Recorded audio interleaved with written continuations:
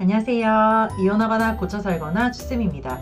우리가 배우자 외에도 증거를 잡을 때 가장 빠르고 많은 정보가 담겨 있고 저렴한 방법은 바로 핸드폰을 몰래 보는 것일 겁니다. 그런데 이 핸드폰이 막혀 있거나 잠겨 있어서 우리가 볼 수 없을 때에는 비슷한 정보가 들어있는 컴퓨터나 노트북, 워치, 그리고 패드 이런 전자기기로 증거를 잡을 수가 있어요. 그리고 이렇게 전자기기로 도저히 못하겠다 그러면 이제 차로 접근을 해서 증거를 찾아야 됩니다. 이렇게 핸드폰으로 증거를 잡을 수 있다면 정말 너무너무 땡큐인 상황인 거죠. 그런데 우리가 이 배우자의 핸드폰을 막상 딱 손에 넣었을 때 도저히 뭐부터 뒤져봐야 되지?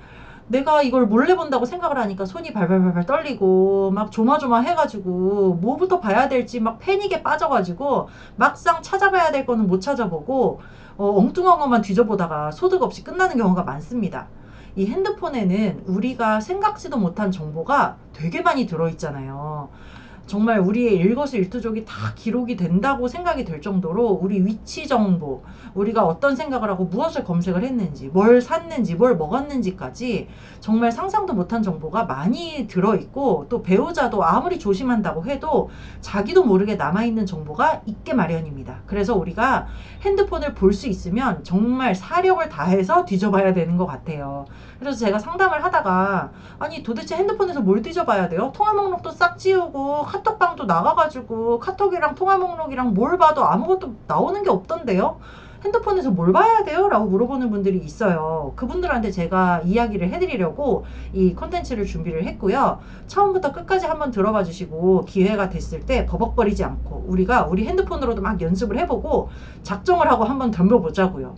끝까지 들어주시고 구독과 좋아요도 눌러주세요. 일단 가장 기본적으로 통화 목록에서 상간자의 핸드폰 번호를 찾을 수도 있고 문자나 카톡에서도 이제 그 상간자가 주고받은 것들이 나오죠. 그런데 특히 문자에서는요, 문자 휴지통이라는 게 있어요. 그래서 문자 휴지통에 들어가 보면 상간자랑 주고받았던 문자를 지웠더라도 그 일정한 기간 동안에 휴지통에 남아있는 게 많기 때문에 문자 휴지통까지도 꼭 들어가 보시면 좋겠습니다.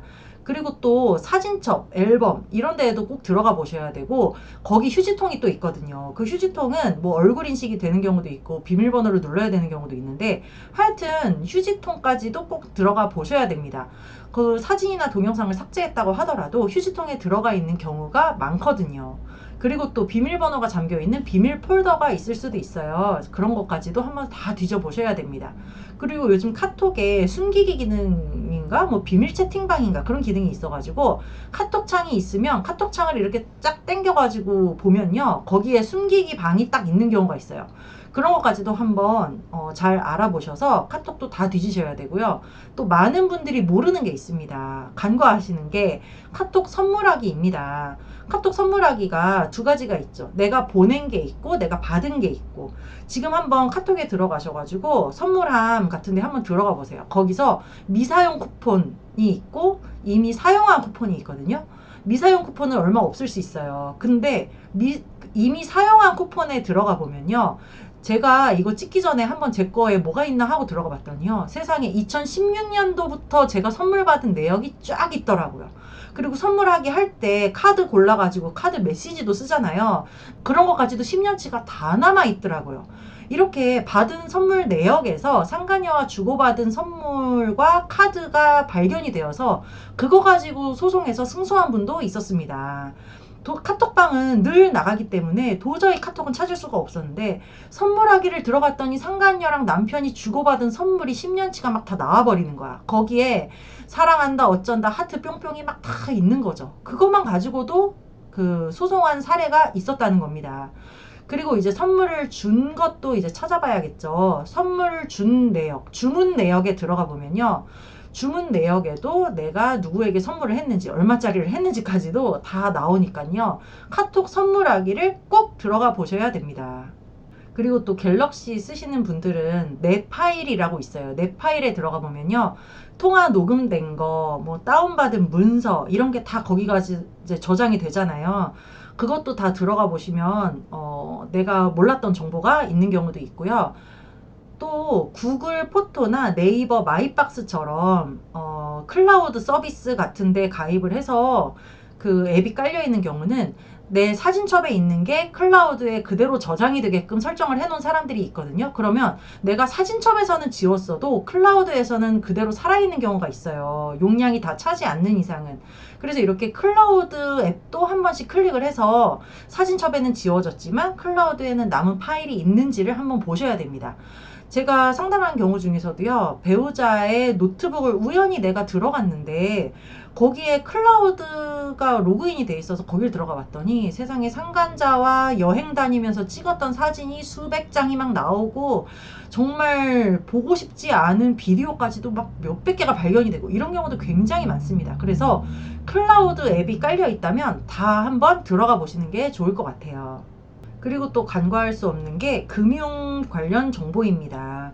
우리가 요즘은 카드 어플, 뭐, 이렇게 뱅킹 이런 것도 다 핸드폰에 깔려 있잖아요. 은행마다, 카드마다 다 깔려 있는데, 그것도 접속해서 볼 수가 있으면 들어가서 다 보시는 게 좋죠. 우리가 패턴을 모르거나 비번을 몰라서 못 들어가 보는 거지, 그거 들어가 보면 또 가관일 겁니다. 23시 00분에 뭐 어느 편의점에서 얼마를 인출했다. 그런 걸로 이제 우리가 성매매를 했구나라는 걸 알 수도 있을 거고요. 이렇게 토스나 이렇게 뱅킹 앱에 들어가 보면 또 여러 계좌를 통합해서 볼 수 있는 그런 것도 있잖아요. 그런 게 있는지 다 한번 들어가 보시는 게 좋을 것 같아요. 특히 토스 앱은 자동 로그인이 되는 경우가 많아서 이 사람의 주식 계좌, 은행 계좌 이런 게 한눈에 또 보이는 경우가 있죠. 그래서 이렇게 뱅킹 앱, 카드 앱도 다 들어가 보시는 게 좋을 것 같아요. 그리고 또 있는 게요. 네이버 페이와 카카오 페이입니다. 이 네이버 페이로 증거를 잡았다는 분도 종종 있더라고요. 남편의 네이버 아이디가 로그인이 돼 있어서 처음에는 이메일 정도만 뒤져봤었는데 나중에 어떻게 하다 보니까 페이로 들어간 거야. 했더니 페이에서 네이버 페이로 모텔을 결제한 내역이 쫙 나오더라. 이런 게 이제 있는 거예요.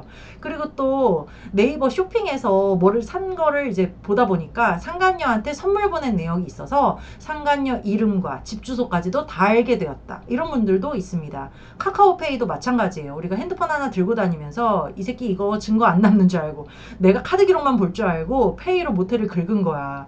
그게 다 나오는 거죠, 이제. 그리고 또 보셔야 될 거는요. 배민과 쿠팡이츠와 같은 먹거리 배달 음식, 그 배달 앱입니다. 배달 앱도 왜 봐야 되냐면요. 모텔을 다니면서 모텔에서 그렇게 음식을 시켜 먹어요. 또 상간녀가 혼자 사는 년이면, 자취하는 년이면 상간녀 집에서 음식을 시켜 먹고요. 둘이 살림 차린 오피스텔에 있으면 또 거기서 음식을 시켜 먹겠죠. 이렇게 배달 어플에서 의외의 정보가 나올 수도 있습니다. 상간녀 집 주소, 모텔에 갔던 내역 이런 게 막 나오는 거예요. 그리고 또 모텔 내역이라고 하니까 생각나는 게 여기 어때나 야놀자 이런 숙박업소 앱도 당연히 다 클릭을 해보셔야겠죠. 거기는 뭐 너무 적나라하게 나오잖아요. 몇 월 며칠에 어느 모텔에 갔다. 이게 다 나오고요. 만약에 이게 최신의 기록이다. 그러면 이 기록으로 증거보전 신청을 해서 법원에서 정식으로 서류를 받아서 모텔에 CCTV를 요청해서 받을 수도 있습니다. 이렇게 여러 가지 다 뒤져 보셔야 돼요. 당근 어플도 꼭 클릭을 해보셨으면 좋겠습니다. 당근에 채팅에 이제 들어가서 한번 보셔야 되는데, 요 상간자와 배우자가 같은 지역에서 인증을 받아서 같은 동네 사람인 것처럼 이렇게 채팅을 주고받는 경우가 많아요. 그리고 당근 어플에서 모임에서 바람이 나는 경우도 많잖아요. 그래서 당근 어플도 들어가서 채팅이니 모임이니 싹 다 뒤져봐야 되는 거죠. 그리고 또 뒤져보셔야 될 게 바로 지도 어플입니다.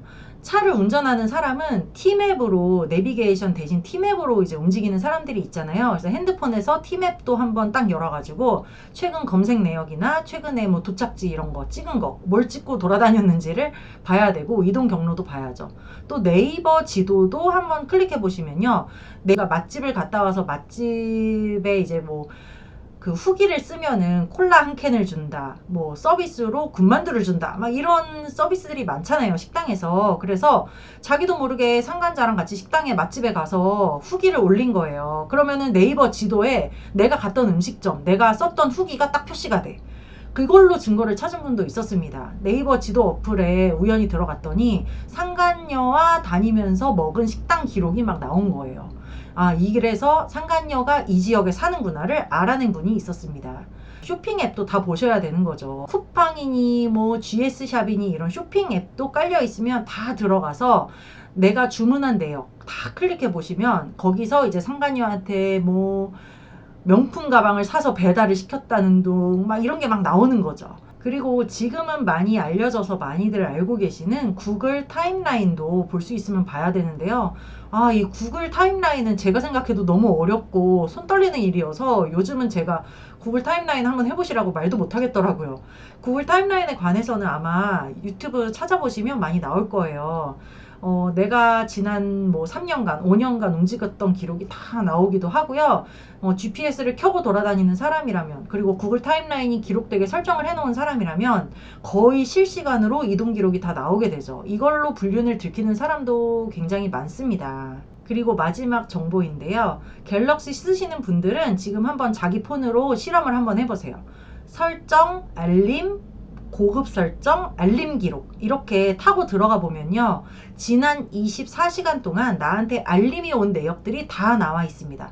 어떤 뱅킹에서 입출금 알림이 떴다, 메시지가 떴다, 카톡이 떴다, 어떤 뭐 다른 어플에서 알림이 이런 게 왔다 하는 게 쫙 나와요. 저도 보고 굉장히 놀란 게요. 지난 24시간 동안 나한테 온 메시지, 내가 비록 삭제하고 수신 차단한 것도요. 거기에 어떤 알림이 떴는지가 다 기록이 돼가지고 나오더라고요. 요즘은 이걸로 배우자가 누구에게 메시지를 받았고 어떤 어플을 써서 불륜을 하는지 알았다는 분들이 많습니다. 꼭 설정, 고급 설정 여기 꼭 들어가 보세요. 이렇게 배우자 핸드폰에 접근이라도 할 수 있는 분들, 열어서 만져볼 수라도 있는 분들은 진짜 행운아인 겁니다. 대부분의 분들은 핸드폰에 접근조차 못해요. 아니, 잘 때도 깔고 자고 베개 밑에 넣고 자고 주머니에 넣고 자고 막 이러는데 어떻게 그 배우자 핸드폰을 만질 수가 있겠어요. 패턴을 안 걸던 사람도 바람이 나면 패턴도 걸고 비번도 걸고 카톡에까지 뭐 비번을 걸고 아주 연병을 떨어요. 이런 핸드폰을 만지는 게 정말 쉽지가 않아요. 그런데 그렇다고 해가지고 낙심할 필요는 정말 없습니다. 아까도 말씀드렸듯이 핸드폰을 못 보면 패드, 노트북, 워치 이런 걸로도 한번 뒤져봐야 되고요. 핸드폰 정 못 보면 차로 접근해야 되고요. 뭐 차를 안 끌고 다녀? 아유, 그러면 진짜 방법이 제한적이긴 한데요. 아예 없지는 않을 거예요. 그리고 우리가 벼르고 노리고 노리다 보면요. 언젠가는 기회가 한 번은 오게 돼 있습니다. 그렇게 하기 위해서 우리가 포커페이스를 해야 되는 거죠. 포커페이스에 대해서 잘 모르는 분들도 있는데요. 포커페이스 대체 어떻게 하는 거냐고 저한테 물어보시더라고. 포커페이스가요, 쉽게 말해서 병신인 척, 아무것도 모르는 척, 속는 척, 믿어주는 척 하는 거예요. 그래, 나 병신이야. 네가 얼마든지 나 속이고 찜쪄 먹어라. 난 너한테 속고 있어. 그래, 너 마음껏 돌아다니면서 개짓거리 하고 다녀. 나 너 믿을게.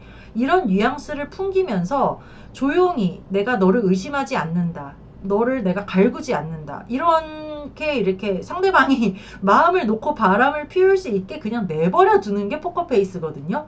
사실 바람이 난 인간을 내가 계속해서 쫓아다닐 수도 없고, 내가 가지 말아라고 한다고 해가지고 상환자를 안 만나러 갈 리도 없잖아요. 그러니까 발정난 게 풀어둔다 생각하고 그냥 내깔려 두는 거예요. 내버려 두면 언젠가는 꼬리가 잡히게 되어 있다는 거죠.